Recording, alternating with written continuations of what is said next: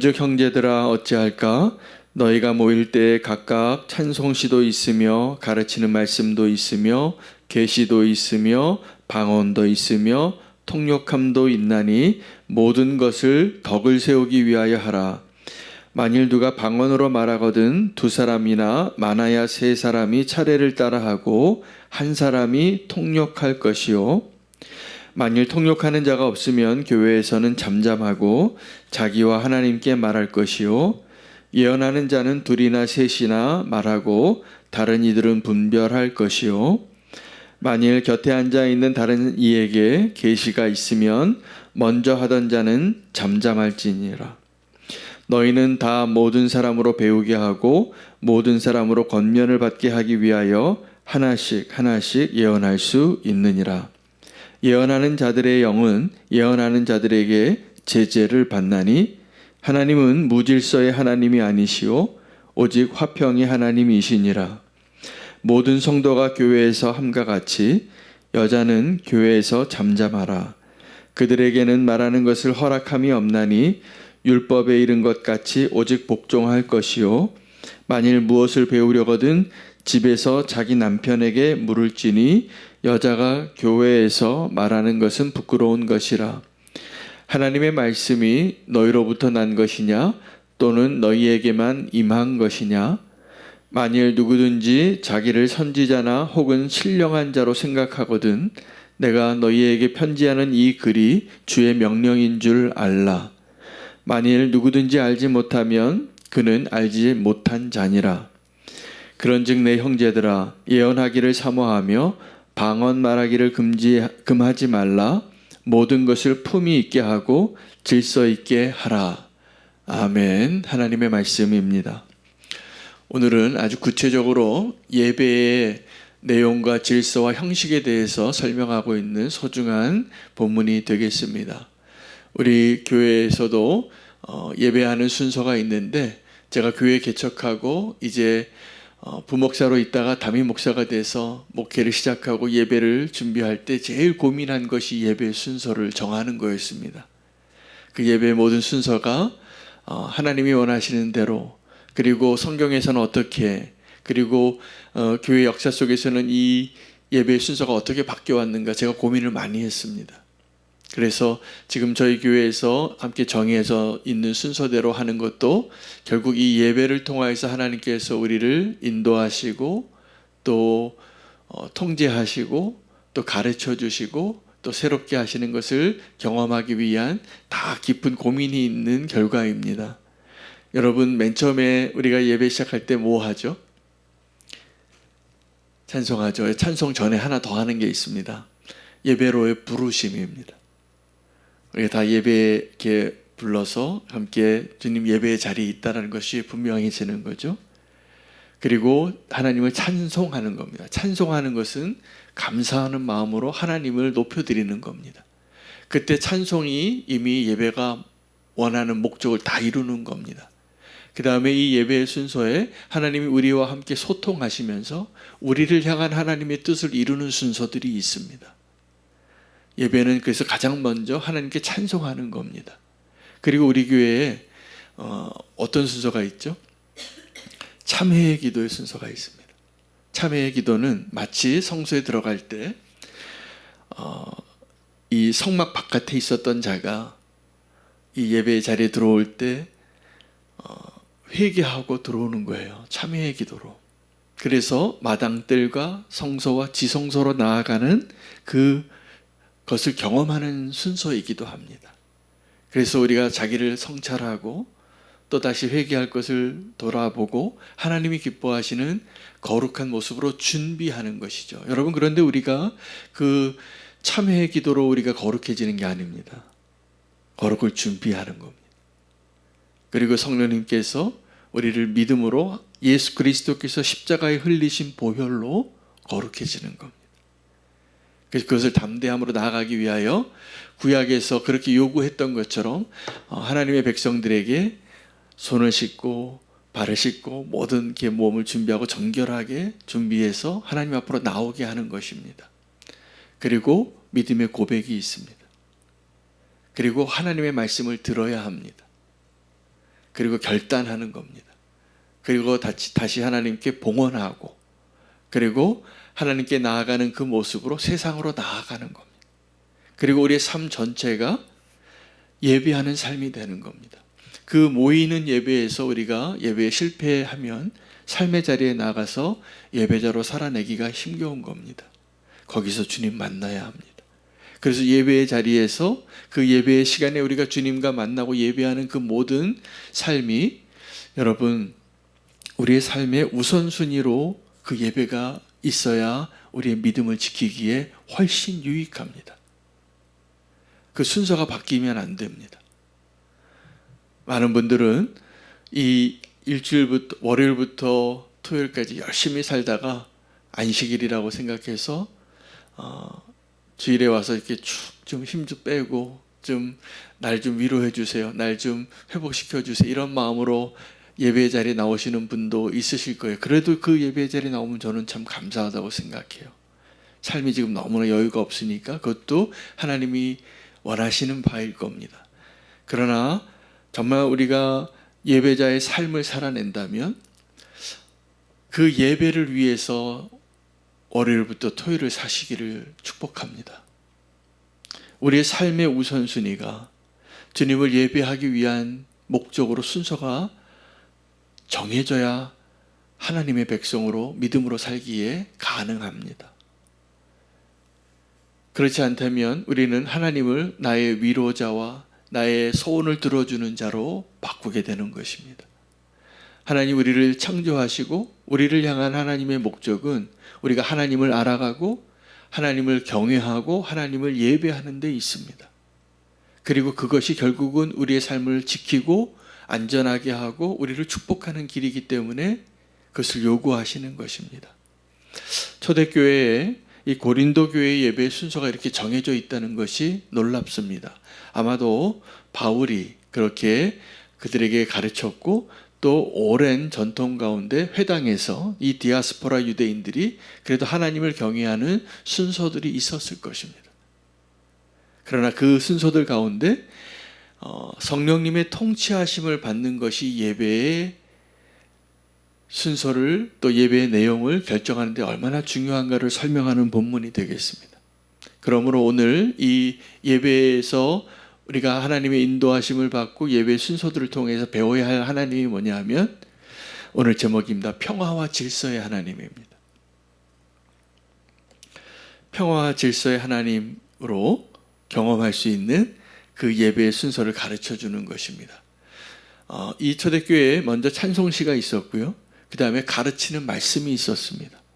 설교가 있었던 것 같습니다. 그리고 방언이 있었고 그리고 예언하는 것이 있었고 그리고 방언이 있을 때는 반드시 통역 한 사람을 세우라는 거예요. 그 방언하는 일에 있어서도 너무 많은 사람에게 기회를 주지 않아야 된다라고 말하는 겁니다. 아마도 그 고린도 교회의 모습 가운데 바울이 이 내용을 썼던 이유를 한번 생각해 보시기를 바랍니다. 왜 두세 사람만 예언을 하라고 했을까요? 예언하는 사람이 너무 많거나 예언하는 사람이 아예 없었을 수도 있습니다. 그런데 고린도 교회는 특성상 은사가 많은 교회였기 때문에 제가 판단하기로는 예언하는 사람이 많았을 것 같아요. 여러분 우리가 기도 모임 같은데 이렇게 동그랗게 앉아서 기도할 때 인도자가 이렇게 기도 인도할 때가 있습니다. 오늘 성령님이 인도하시는 분들은 자원하는 마음으로 하나님이 감동해 주시는 마음을 가지고 두세 사람이 대표로 기도해 주세요. 그러면 정막이 흐릅니다. 정막이 흐르고 다 저는 그것이 나쁜 의미로 생각하지 않아요. 그때 그 정막이 흐르는 그 순간에 우리는 다 성령의 통치하심을 받고 있기 때문이라고 저는 생각해요. 내가 지금 말해도 될까? 내가 지금 이 기도를 입술을 열어도 될까? 혹시 다른 사람이 먼저 말하려고 하지는 않을까? 그것을 의식하는 거예요. 성령님이 나를 통치하는 것을 의식하는 거죠. 여러분 찬양할 때 우리가 참 감사하게 저는 우리는 교회 예배 찬양팀이 너무 감사해요. 잘 준비하시고 기도하시고 이렇게 다 준비해 오셔서 이렇게 함께, 우리가 전문가도 아닌데 너무 아름다운 찬양이에요. 제가 너무 감사하고, 제가 찬양 시간에 은혜를 많이 받고, 저도 제 영혼이 막 살아서 주님을 찬양하고 싶을 때가 여러 번이 있어요. 거의 매번 그러는 것 같아요. 그런데 이렇게 찬양할 때 조건이 있습니다. 자기의 역할을 절제하면서 그 역할을 해야지 하모니가 이루어지는 거예요. 근데 그 하모니가 깨지면 이건 찬양이 아니라 소음이 됩니다. 귀에 거슬립니다, 이미. 그러려면 자기의 음과 음색과 그런 악기와 이런 역할들을, 자기의 파트를 잘 해야 됩니다.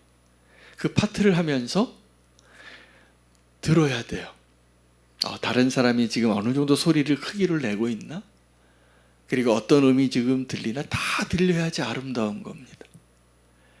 여러분, 그렇게 합주를 하거나 합창을 할 때 그 앞에서 이 막대기 하나 가지고 이 합창단이나 그 오케스트라를 지휘하는 사람이 있습니다. 여러분, 정말 수준 높은 오케스트라는 그 전공자들이 자기의 기능은 이미 검증된 사람들입니다. 전공을 한 사람들이에요. 잘합니다. 그러나 오케스트라의 그 지휘자의 손끝에 맞추는 것이 훈련됐을 때 아름다운 하모니가, 작품이 나오는 거예요. 근데 예배가 그런 자리라는 거예요. 그 두세 사람이 성령의 통치함을 받고 제재를 받고. 여러분, 제재 받는 거 좋아하시나요? 별로 안 좋아합니다. 내 마음대로 좀, 내 스타일대로 하고 싶죠. 그렇게 사시기 바랍니다. 그러나 우리가 예배할 때는, 또 우리가 몸된 교회로 함께 모였을 때는 이 성령의 통치하심을 받는 것이 우리의 기쁨이 될 겁니다. 그래서 그 하모니를 보는 거예요. 저는 예배 때마다 그 하모니를 경험합니다. 그 순서 맡으신 임사자들이 다 그렇게 기도로 준비하시고, 또 예배에 오신 분들도 뭐 갑자기 손 들고 목사님 질문이 있습니다, 이런 분 없으시잖아요. 그런 일들을 어떤 이단들이 예배를 방해하고 싶어서 그렇게 하는 거거든요. 그러나 예배할 때 우리가 성령의 통치하심 가운데 그 모든 순서를 통해서 하나님이 우리에게 그 예배를 통해서 주시고자 하는 것이 있는데, 기쁨입니다. 기쁨입니다. 예배하는 것이 기쁨이 되는 것이죠. 그래서 주님으로 기뻐하고 함께 예배하는 것이, 함께 주님 앞에 우는 것이 기뻐야 됩니다. 이 모든 것을 설명합니다. 근데 저희가 조금 오늘 그 여자가 교회에서 잠잠하라, 이것이 우리 문화적으로 요즘 좀 그 말 그대로 2000년 전 1세기의 예배 형태로 하면은 이렇게 입이 나올 만한 분들이 많아요. 이건 문화가 좀 바뀌어서 그래요. 그러나 우리가 그 원리와 원칙은 잘 지키시기를 바랍니다. 하나님께서 질서 가운데, 평화 가운데 예배하기를 원하시는 것이죠. 그래서 오늘 이 메시지 가운데 하나님은 어떠한 하나님이시냐면 평화와 질서의 하나님이신데, 우리 안에는 어떤 경향이 있냐면 평화가 아직 정착이 안 됐어요. 혼돈스러워요. 무질서해요. 여러분, 이 사춘기 자녀들 방에 들어가면 무질서합니다. 손 닿을 때가 많습니다. 걔네들이 왜 그러냐면요, 마음이 복잡한 거예요. 그 마음의 표현이에요. 그 방의 모습이 막 어지럽혀져 있죠. 막 정리를 해주고 싶은 마음이 막 있는데, 그게 기도할 제목입니다. 그게 무질서한 게 사실은 그 아이들의 상태를 말하는 거거든요. 또 하나는 우리 안에 평화가 없어요. 근데 하나님은 평화의 하나님이시라는 거예요. 그 화평케 하는 자가 되기를 원하십니다. 여러분, 화평케 하게 되기 위해서는 반드시 질서를 따라야 합니다. 질서를. 근데 우리가 지금 자유로울 때가 있죠. 그리고 자유로움 가운데에 하나님의 통치하심을 받는 것이 주님이 원하시는 화평이에요. 우리가 그 화평케 하기 위해서 억압할 수 있습니다. 총으로, 칼로. 그러면 북한같이 되는 거예요. 그 수령 동지에게 막 환호하는 거예요. 불쌍한 거죠, 정말 사실은. 우리는 그런 세상을 원치 않고 하나님도 그런 세상을 원치 않습니다. 하나님 우리에게 자유를 주셨는데 자발적으로 또 성령의 통치하심 가운데 기쁨으로 질서가 유지되어지는 것. 예배의 자리에서부터 우리가 회복되어야 할 모습인 것이죠. 우리 안에 없는 모습을 예배의 자리에서 경험하시고 회복하시고 또 경험하시기를 축복합니다. 그 하나님께서 오늘 이렇게 결론을 내립니다. 40절 말씀입니다. 모든 것을 품위 있게 하고 질서 있게 하라. 그러니까 예배는 어떻게 해야 되냐면 모든 것을 품위 있고 질서 있게 해야 합니다. 왜요? 그것이 성령이 통치하시는 바입니다. 우리는 다양하고 자유로운 존재로 하나님 우리를 축복해 주셨지만 예배의 자리에 하나님을 경외하고 성령님이 통치하시고 성령님께서 제재하시는 것을 기뻐하시기를 바랍니다. 절제하십시오. 품위 있게 하십시오. 그리고 질서 있게 하십시오. 그것이 예배의 자리에 요구되어지는 오늘 하나님의 말씀입니다.